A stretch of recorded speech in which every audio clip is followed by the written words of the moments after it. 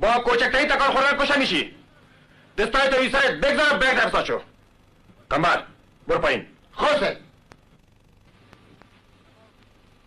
جوان آیا میفهمی چی میکنی؟ دست نگه دار. اینا مزدورای خان بزرگ هستن. ما خوب میفهم پدر.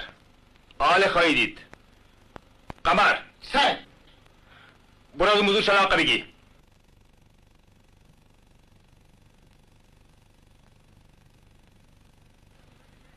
واله با مو قدرته که این مزدور با فرق پیمرد کوبید با فرقش بکن.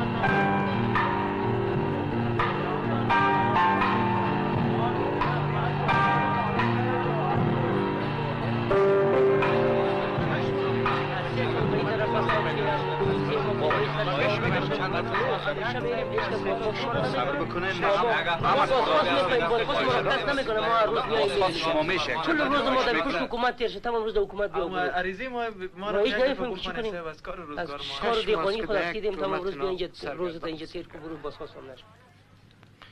امر کنید قماندان منطقه. سلام علیکم. سلام علیکم.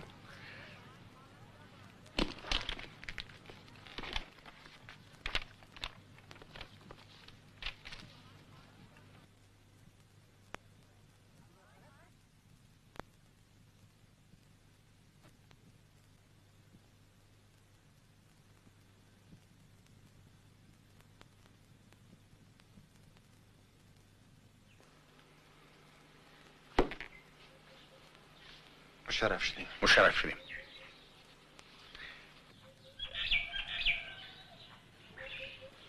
بفرمایید. دروازه چرا بسته است؟ بگوین باز کنن. دروازه رو باز کنین. بفرمایید. قماندان صاحب ما خودم میریم در روی ما ماجی خودم میگیریم. قماندان صاحب لطفاً این 2 نفر تسلیم بگیرین. عسکری 2 نفر به داخل حکومتی بیار. خواسته هر کس عریضه داره میتونه که آزادانه به داخل امارت بیایه. بیایه رفیقا، بیایه که بریم این گلای جاری خود ببریم. سلامت باشین. بیایه که میاریم بریم شما میشه صاحب. اینال بازپاس میشه بریم گلای ما دست جمعی بریم.